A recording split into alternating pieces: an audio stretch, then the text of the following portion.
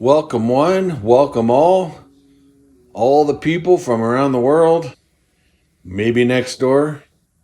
Don't have a large following, but a mighty following. Thanks for watching my episode of from broken, to worlds, where I train myself from an injury. Both my knees are kind of messed up, and hopefully qualify for the 2027 World Masters Highland Game Champion. If I'm not successful in it, at least I gave it my best effort. And so a lot of my lifts are kind of trying to work around my injuries, and hopefully my injuries will get better. Kind of funny in this workout, my J cups were at different levels. I didn't even notice it working out. It wasn't until I made this video that I noticed that my J cups were not even. I had an eye injury a long time ago where a piece of metal went through my eye. And so most of my vision in one eye is blind. But the parts that I can see out of it, it's warped and weird. So everything looks a little crooked to me anyways. So I can't tell. Whenever I have to hang pictures or anything like that, I bring a leveler with me because I can't tell by looking at it. But anyways, that is neither here nor there. It affects my game of ping pong, but doesn't really affect my skills at the Highland Games. So one of those things, I can tell now my camera is a little bit crooked, but that's okay. It's a crooked workout today. Doing reverse deadlifts, trying to not overload it with the actual deadlifts. With my back, there's a kind of a nagging tweak that just keeps coming back every time I do deadlifts. So it doesn't seem to bother me with reverse deadlifts, so I alternate between deadlifts and reverse deadlifts on my deadlift day. And yeah, it's going well. Reverse deadlifts are a good alternative, and if you're having back problems or some sort of problems, maybe give that a go and see how it goes. I don't want to lose my deadlift amounts, so I'm still incorporating that and kind of dealing with the back tweak that comes from it, but then I give it a few days rest before I do the deadlifts again. So doing pin press, trying to get proper form back.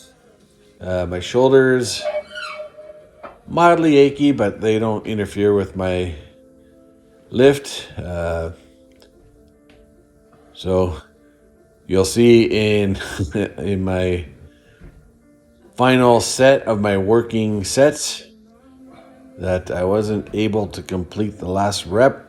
Not too sure exactly what happened there. Just first couple of reps felt great, and then I don't know, I just got tired. I think what happened, or at least one of the contributing factors, is when you set up for a bench press, you want your shoulder blades fairly close together, and that provides a nice solid base. And I think that kind of slipped out a little, and then the third and fourth rep were much bigger grinds than they should have been, and that made the fifth rep a failure, I guess you could say. But my shoulders are not doing as bad as they have been, so that's good.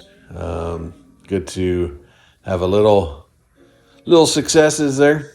The reason I'm doing bench presses, is because of my shoulders. I had developed bad form, and there's a little twisting thing going on when I was doing bench press when I got to heavier loads. So this way I'm starting parallel and pushing up straight. Hopefully that will retrain my body not to do the weird twisting thing that it's been doing. See, here's my failure.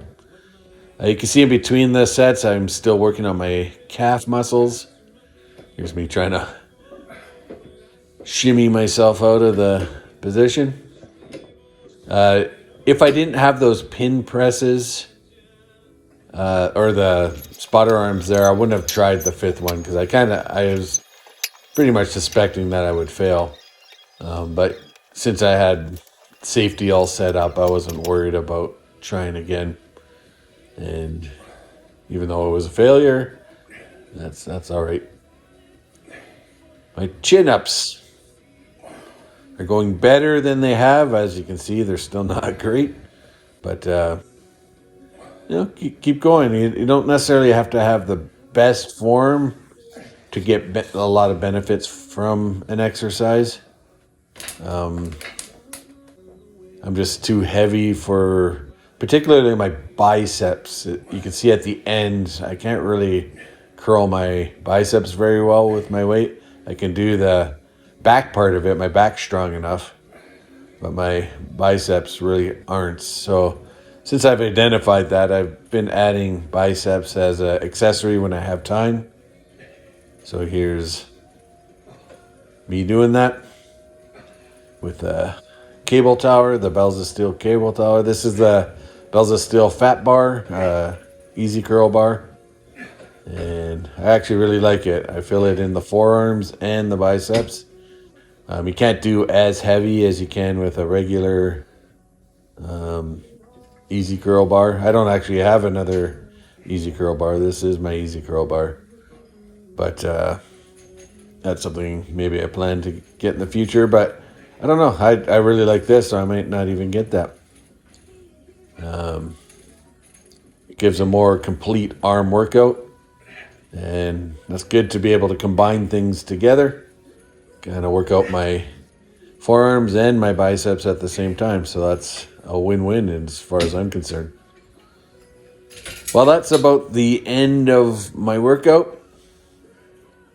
Hope everything is well for you guys. I hope you're training and getting stronger and getting better. All right, guys. Have a good one. Thumbs up.